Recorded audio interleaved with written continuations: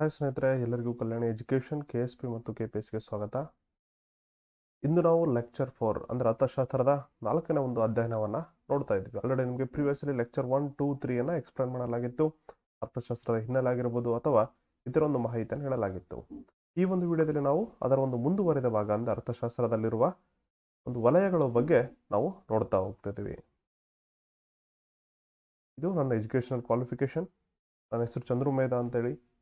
BCom ಆಗಿದೆ, post graduation MCom ಕೂಡ ಆಗಿದೆ, KSET ನೆಟ್ ಕೂಡ ಕ್ಲಿಯರ್ ಆಗಿದೆ ನೋಡ್ರಿ. ಅರ್ಥಶಾಸ್ತ್ರ ಇಲ್ಲೊಂದು ಲೆಕ್ಚರ್ 1 ಅಲ್ಲಿ ಏನಾಗುತ್ತಪ್ಪ ಅರ್ಥ ಮತ್ತು ಹಿನ್ನೆಲೆಯನ್ನು ನೋಡಿದ್ವಿ.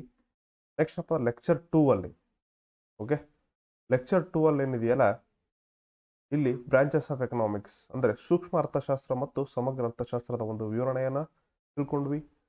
ತದನಂತರ ಏನಪ್ಪ ಅಂದರೆ ಲೆಕ್ಚರ್ 3 ಅಲ್ಲಿ ನಾವು ನಿಮಗೆ ಸಮಗ್ರ ಅರ್ಥಶಾಸ್ತ್ರ ಅಂದರೆ ಮ್ಯಾಕ್ರೋ ಎಕನಾಮಿಕ್ಸ್ ಹಾಗೂ ಸಮಗ್ರ ಅರ್ಥಶಾಸ್ತ್ರದ ಉಗಮವನ್ನು ನಾವು ತಿಳ್ಕೊಂಡಿದ್ವಿ. ಓಕೆ, ಈ ಒಂದು ಸಮಗ್ರ ಅರ್ಥಶಾಸ್ತ್ರ ಯಾವ ರೀತಿ ಉಗಮ ಆಗುತ್ತೆ ಅನ್ನೋದ್ರ ಬಗ್ಗೆ ತಿಳ್ಕೊಂಡ್ವಿ. ಹಾಗೂ ಏನಪ್ಪ ಅಂದರೆ 1930ರ ಒಂದು ಮಹಾ ಆರ್ಥಿಕ ಮುಗ್ಗಟ್ಟಾಗುತ್ತೆ, ಎಕನಾಮಿಕ್ ಕ್ರೈಸಿಸ್ ಆಗುತ್ತೆ. ಇದರಲ್ಲಿ ಈ ಒಂದು ಸಮಗ್ರ ಅರ್ಥಶಾಸ್ತ್ರ ಯಾವ ರೀತಿ ಪಾತ್ರ ವಹಿಸುತ್ತದೆ ಅನ್ನೋದನ್ನ ಸಂಪೂರ್ಣವಾಗಿ ನಾವು ತಿಳ್ಕೊಂಡ್ವಿ. ಹಾಗಾದರೆ ಲೆಕ್ಚರ್ 4 ಅಲ್ಲಿ ನಾವು ಏನೇನು ಅಧ್ಯಯನ ಮಾಡ್ತಾ ಇದ್ದೀವಪ್ಪ ಅಂತಂದರೆ ಭಾರತದ ಆರ್ಥಿಕ ವಲಯಗಳನ್ನು ನಾವು ನೋಡ್ತಾ ಇದ್ದೀವಿ. ಓಕೆ, ಒಟ್ಟಾರೆಯಾಗಿ ಭಾರತದಲ್ಲಿ 5 ರೀತಿಯಾಗಿ ವರ್ಗೀಕರಣ ಮಾಡಲಾಗಿದೆ. ಅಧ್ಯಯನ ದೃಷ್ಟಿಯಿಂದ ಎಷ್ಟು ರೀತಿ? 5 ರೀತಿ ಈ ಒಂದು ವರ್ಗೀಕರಣ ಮಾಡಲಾಗಿದೆ. ಓಕೆ, ಹಾಗಾದರೆ ನೋಡ್ರಿ, ಪ್ರಾಥಮಿಕ ವಲಯ ಇಂಗ್ಲಿಷ್ನಲ್ಲಿ ಪ್ರೈಮರಿ ಸೆಕ್ಟರ್ ಅಂತ ಕರೀತಾರೆ. ನೆಕ್ಸ್ಟ್ ಮಾಧ್ಯಮಿಕ ವಲಯ, ಸೆಕೆಂಡರಿ ಸೆಕ್ಟರ್, ಸೇವಾ ವಲಯ, ಟರ್ಷರಿ ಸೆಕ್ಟರ್ ಅಥವಾ ಸರ್ವಿಸ್ ಸೆಕ್ಟರ್ ಅಂತ ಕೂಡ ಕರೀತಾರೆ. ಸೆಕೆಂಡರಿ ಸೆಕ್ಟರ್ನ ಇಂಡಸ್ಟ್ರಿಯಲ್ ಸೆಕ್ಟರ್ ಅಂತ ಕೂಡ ಕರೀತಾರೆ ಅಥವಾ ಕೈಗಾರಿಕಾ ವಲಯ ಅಂತ ಕೂಡ ಕರೀತಾರೆ ನೋಡ್ರಿ. ನೆಕ್ಸ್ಟ್ ಚತುರ್ವಲಯ, ಕ್ವಾಟರ್ನರಿ ಸೆಕ್ಟರ್, ಪಂಚವಲಯ, ಕ್ಯುನರರಿ ಸೆಕ್ಟರ್ ಅಂತ ಕರೀತಾರೆ. ಹಾಗಾದ್ರೆ ಇಲ್ಲಿ ಕ್ವಶನ್ ಯಾವ ರೀತಿ ಕೇಳ್ತಾನಪ್ಪ ಅಂದ್ರೆ, ಕೆಳಗಿನವುಗಳಲ್ಲಿ ಯಾವುದು, ಫಾರ್ ಎಕ್ಸಾಂಪಲ್ ಗಣಿಗಾರಿಕೆ ಅಂತೇಳಿ ಕೊಟ್ಟಿರ್ತಾನೆ ಅನ್ಕ. ಗಣಿಗಾರಿಕೆಯು ಯಾವ ವಲಯದಲ್ಲಿ ಕಂಡು ಬರುತ್ತೆ? ಪ್ರಾಥಮಿಕದಲ್ಲಿ ಕಂಡು ಬರುತ್ತಾ ಅಥವಾ ಮಾಧ್ಯಮಿಕದಲ್ಲಿ ಕಂಡು ಬರುತ್ತಾ ಅಥವಾ ಸೇವಾ ವಲಯದಲ್ಲಿ, ಚತುರ್ವಲಯ ಅಥವಾ ಪಂಚವಲಯದಲ್ಲಿ? ಯಾವ ವಲಯದಲ್ಲಿ ಕಂಡು ಬರುತ್ತಪ್ಪ? ಈ ರೀತಿಯ ಒಂದು ಪ್ರಶ್ನೆಗಳಿಗೆ ಉತ್ತರವನ್ನು ತಿಳ್ಕೊಳ್ಬೇಕಾದ್ರೆ ನೀವು ಮೊದಲು ಈ ವಲಯಗಳ ಬಗ್ಗೆ ಇನ್ ಡೀಟೇಲ್ ಆಗಿ ತಿಳ್ಕೊಬೇಕಾಗತ್ತೆ. ಜಸ್ಟ್ ಇಲ್ಲಿ ಗ್ಲಾನ್ಸ್ಗೋಸ್ಕರ ನೀಡಲಾಗಿದೆ ನೋಡ್ರಿ. ಪ್ರೈಮರಿ ಸೆಕ್ಟರ್ ಅಲ್ಲಿ ಯಾವ ಬರ್ತವೆ? ಫಾರ್ಮಿಂಗ್ ಆಗಿರ್ಬೋದು, ಅಗ್ರಿಕಲ್ಚರ್ ಅಂತ ಕರಿತೀವಲ್ಲ, ಕೃಷಿಗೆ ಸಂಬಂಧಪಟ್ಟಂತಹ ಒಂದು ಹೈನುಗಾರಿಕೆ ಆಗಿರ್ಬೋದು ಅಥವಾ ಮೀನುಗಾರಿಕೆ. ನೆಕ್ಸ್ಟ್ ಏನಪ್ಪ ಅಂದ್ರೆ ಮೈನಿಂಗ್ ಅಂತೇಳಿ ಬರುತ್ತಲ್ಲ, ಹಾಗೂ ತೋಟಗಾರಿಕೆ, ಫಾರೆಸ್ಟ್ರಿ. ಈ ರೀತಿ ವಲಯ ಏನಾಗುತ್ತಪ್ಪ ಅಂತಂದ್ರೆ ಅದು ಪ್ರೈಮರಿ ಸೆಕ್ಟರ್ ಅಲ್ಲಿ ಬರುತ್ತೆ, ಅಂದ್ರೆ ಪ್ರಾಥಮಿಕ ವಲಯದಲ್ಲಿ ಬರುತ್ತೆ. ನೆಕ್ಸ್ಟ್ ಸೆಕೆಂಡರಿ ಅಂದ್ರೆ ಇಂಡಸ್ಟ್ರಿಯಲ್ ಸೆಕ್ಟರ್ ಅಂತ ಕರಿತೀವಿ. ಓಕೆ, ಫಾರ್ ಎಕ್ಸಾಂಪಲ್ ಅಂದ್ರೆ ಮ್ಯಾನುಫ್ಯಾಕ್ಚರಿಂಗ್ ಯೂನಿಟ್ ಅಂತ ಕರಿತೀವಿ. ತಯಾರಿಕೆ ವಲಯ ಅಥವಾ ಕನ್ಸ್ಟ್ರಕ್ಷನ್ ವಲಯ ಅಂತೇಳಿ ಕೂಡ ಕರೆಯಲಾಗುತ್ತದೆ. ಇದನ್ನೇನಂತ ಕರಿತೀರಿ? ಸೆಕೆಂಡರಿ ಸೆಕ್ಟರ್ ಅಂತೇಳಿ. ಪ್ರೈಮರಿ ಸೆಕ್ಟರ್ ಅಲ್ಲಿ ಏನಾಗುತ್ತಪ್ಪ ಅಂದ್ರೆ ಪ್ರೈಮರಿ ಆಗಿ ನೈಸರ್ಗಿಕ ಸಂಪನ್ಮೂಲಗಳಿಂದ ಏನು ಪಡ್ಕೊಳ್ತೀವಲ್ಲ ಅವೆಲ್ಲವೂ ಪ್ರೈಮರಿ ಸೆಕ್ಟರ್ ಅಲ್ಲಿ ಬರುತ್ತೆ. ಸೆಕೆಂಡರಿ ಏನಪ್ಪ ಅಂದ್ರೆ manufacturing unit. Okay, raw materials ತಗೊಂಡು ಕೇಸಿ ಒಂದು ಉತ್ಪನ್ನವನ್ನು ತಯಾರು ಮಾಡುವುದು, ಫೈನಲ್ ಗೂಡ್ಸ್ ಅನ್ನು ತಯಾರು ಮಾಡುವುದಲ್ಲ. ಯಾವ ಸೆಕ್ಟರ್ ಅದು? ಸೆಕೆಂಡರಿ ಸೆಕ್ಟರ್ ಅಲ್ಲಿ ಬರುತ್ತೆ. ಟರ್ಷರಿ ಸೆಕ್ಟರ್ ಅಥವಾ ಸೇವಾ ವಲಯ ಅಂತ ಕರೀತಾರೆ.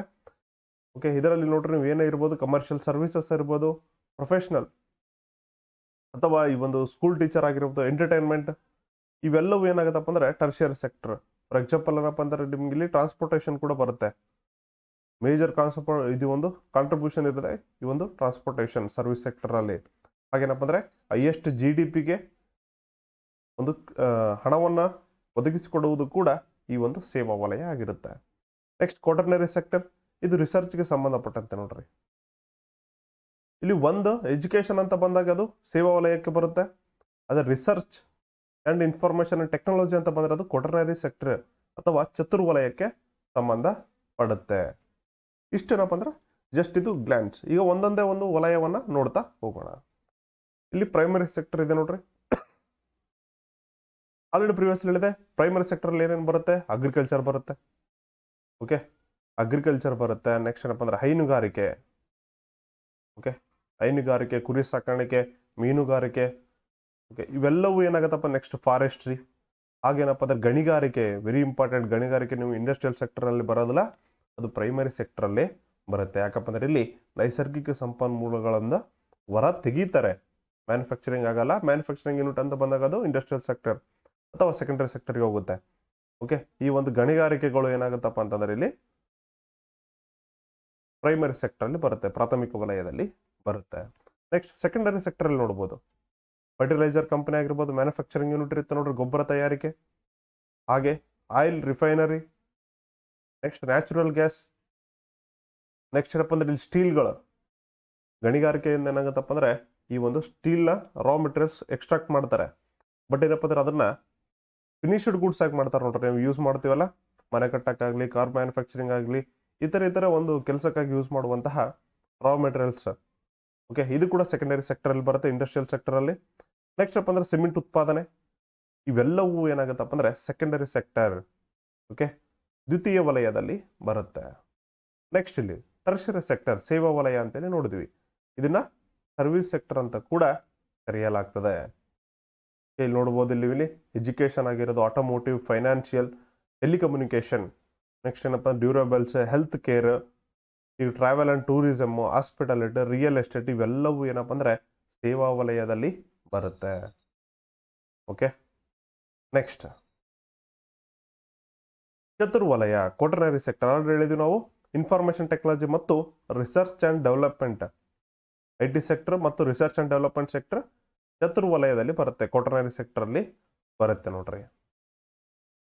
ನೆಕ್ಸ್ಟ್ ಕ್ಯುನರಿ ಸೆಕ್ಟರ್, ಪಂಚವಲಯ ಅಂತೇಳಿ ಕರಿತೀವಿ. ಪಂಚವಲಯದಲ್ಲಿ ಏನ್ ಬರುತ್ತಪ್ಪ, ಆಲ್ಮೋಸ್ಟ್ ಏನಪ್ಪ ಅಂದ್ರೆ ನೀವೆಲ್ಲರೂ 3 ವಲಯನ ಮಾತ್ರ ಮೊದಲಿಂದ ಕೈಕೊಂಡು ಬಂದಿರ್ತೀರಾ. ಪ್ರೈಮರಿ ಸೆಕ್ಟರ್, ಪ್ರಾಥಮಿಕ ವಲಯ, ದ್ವಿತೀಯ ವಲಯ ಮತ್ತು ತೃತೀಯ ವಲಯ ಅಂತೇಳಿ.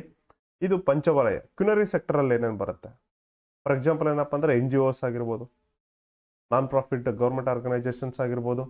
ನೆಕ್ಸ್ಟ್ ಏನಪ್ಪ ಅಂದ್ರೆ ಇಲ್ಲಿ ಗೌರ್ಮೆಂಟ್ ಇಂಡಸ್ಟ್ರಿ ಬಿಸ್ನೆಸ್ ಆಗಿರ್ಬೋದು, ಎಜುಕೇಶನ್, ಮೀಡಿಯಾ. ಓಕೆ, ಇಲ್ಲಿ ನೋಡ್ರಿ, ಸೋಷಿಯಲ್ ಮೀಡಿಯಾ, ಎಜುಕೇಶನ್, ನೆಕ್ಸ್ಟ್ ಏನಪ್ಪ ಅಂದ್ರೆ ಡೊನೇಷನ್ಸ್ ಅಂತ ಏನು ಬರುತ್ತಲ್ಲ, ಈ ಎಲ್ಲ ಒಂದು ಸರ್ವಿಸ್ಗಳನ್ನ ಏನಂತ ಕರೀತಾರೆ, ಕ್ಯುನರಿ ಸೆಕ್ಟರ್ ಅಥವಾ ಪಂಚವಲಯ ಅಂತೇಳಿ ಕರೆಯಲಾಗುತ್ತೆ. ಒಟ್ಟಾರೆಯಾಗಿ 5 ವಲಯಗಳ ಬಗ್ಗೆ ನಾವೀಗ ತಿಳ್ಕೊಂಡ್ವಿ. ಹಾಗಾದ್ರೆ ಸೆಕ್ಟರ್ ವೈಸ್ ನೋಡುವುದಾದ್ರೆ ಅಗ್ರಿಕಲ್ಚರ್ 20.19% ಕ್ಷೇತ್ರವನ್ನ ನೀಡುತ್ತೆ, ಭಾರತದ GDPಗೆ 20.19% ನೀಡುತ್ತೆ. ಸರ್ವಿಸ್ ಸೆಕ್ಟರ್ ನೋಡುವುದಾದ್ರೆ 53.89% ನೀಡುತ್ತೆ. ಹಾಗಾದ್ರೆ ಇಲ್ಲಿ GDPಗೆ ಅತಿ ಹೆಚ್ಚು ಕೊಡುಗೆಯನ್ನು ನೀಡುವುದು ಯಾವುದು, service sector. Service sector industrial sector ಮತ್ತು ಅಗ್ರಿಕಲ್ಚರ್ ಸೆಕ್ಟರ್ಗೆ ಕಂಪೇರ್ ಮಾಡಿದಾಗ ಹೈಯೆಸ್ಟ್ ಯಾವ್ದು ನೀಡುತ್ತದೆ, ಸರ್ವಿಸ್. ಲೋಯೆಸ್ಟ್ ಯಾವ್ದು ನೀಡುತ್ತೆ, ಅಗ್ರಿಕಲ್ಚರ್. ಹಾಗಾದ್ರೆ ಇಂಡಸ್ಟ್ರಿಯಲ್ಲಿ 25.92% ನೀಡುತ್ತೆ. ಎಕ್ಸಾಮಿನೇಷನ್ಸ್ ಅಲ್ಲಿ ಕೇಳ್ಬೋದು, ಭಾರತದ GDPಯಲ್ಲಿ ಅಗ್ರಿಕಲ್ಚರ್ ಎಷ್ಟು ಒಂದು ಪ್ರತಿಶತವನ್ನ ನೀಡುತ್ತೆ, ಕಾಂಟ್ರಿಬ್ಯೂಷನ್ ನೀಡುತ್ತೆ ಅಂದಾಗ ಅದು 20% ಅಂತ ಕೂಡ ಡೈರೆಕ್ಟ್ ಆಗಿ ಕೇಳ್ಬೋದು, ರೌಂಡ್ ಫಿಗರ್ ಕೇಳ್ತಾನೆ ಒಂದೊಂದ್ಸಲ. ಇಂಡಸ್ಟ್ರಿ ಅಂತ ಕೇಳಿದಾಗ ಇಲ್ಲಿ 25.92% ಅಂತ ಕೊಟ್ಟಿದ್ರು ಕೂಡ ಸರಿ, ಅಥವಾ 26% ಅಂತ ಕೊಟ್ಟಿದ್ರು ಕೂಡ ಸರಿ. 25.5ಗಿಂತ ಹೆಚ್ಚು ಅಂದ್ರೆ 6, 7, 8 ಅಂತ ಕೊಟ್ಟಾಗ ರೌಂಡ್ ಫಿಗರ್ 26 ಅಂತೇಳಿ. ಅದೇ ಏನಾದರೂ 25.4 ಅಥವಾ 3 ಅಥವಾ 2 ಅಂತ ಕೊಟ್ಟಾಗ ಅದು 25% ಅಂತೇಳಿ ರೌಂಡ್ ಫಿಗರ್ ಆಗಿ ತಗೋಬೇಕು. ಈ ರೀತಿಯಾಗಿ ಸರ್ವಿಸ್ ಸೆಕ್ಟರ್ ರೌಂಡ್ ಫಿಗರ್ ಮಾಡಿದಾಗ 54%. ಅಂದಾಜನ್ನು ನೆನ್ಪಿಟ್ಕೊಂಡಿರಿ, ನೀವು ಆನ್ಸರ್ ಅನ್ನ ಹೇಳ್ಬೋದು.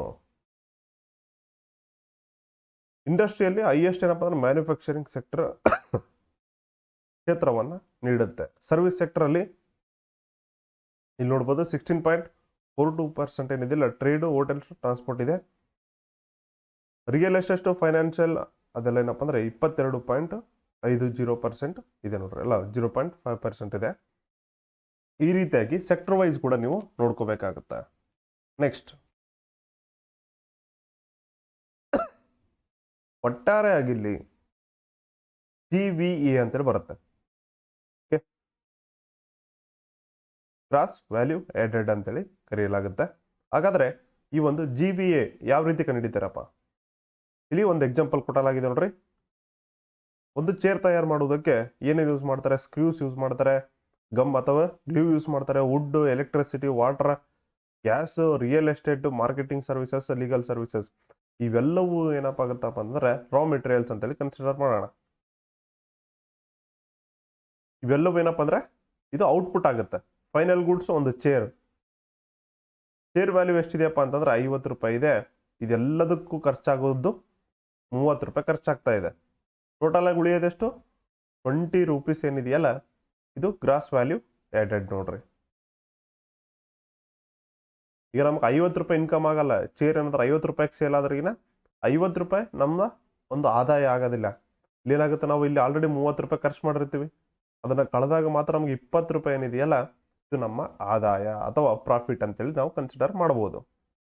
ಓಕೆ, ನಾವು ಆಲ್ರೆಡಿ 30 ರೂಪಾಯಿ ಖರ್ಚು ಮಾಡಿರ್ತೀವಿ, 50 ರೂಪಾಯಿ ಹೋದ ತಕ್ಷಣ ನಾವು 50 ರೂಪಾಯಿ ಲಾಭ ಆಯ್ತು ಅನ್ನೋದ್ರ ಅದು ತಪ್ಪಾಗುತ್ತೆ. ಯಾಕಪ್ಪ ಅಂದ್ರೆ ಇಲ್ಲಿ ಖರ್ಚು ಮಾಡಿರೋ ಅಮೌಂಟ್ ಅನ್ನು ಕೂಡ ನಾವೇನಾಗುತ್ತಪ್ಪ ಅಂದ್ರೆ ಇಲ್ಲಿ ಕಳಿಬೇಕಾಗುತ್ತೆ. ಇದನ್ನೇನಂತ ಕರೀತಾರೆ, ಗ್ರಾಸ್ ವ್ಯಾಲ್ಯೂ ಆ್ಯಡೆಡ್ ಅಂತೇಳಿ ಕರೆಯಲಾಗುತ್ತೆ. ಒಟ್ಟು 5 ವಲಯಗಳನ್ನು ನೋಡಿದ್ವಿ ನಾವು.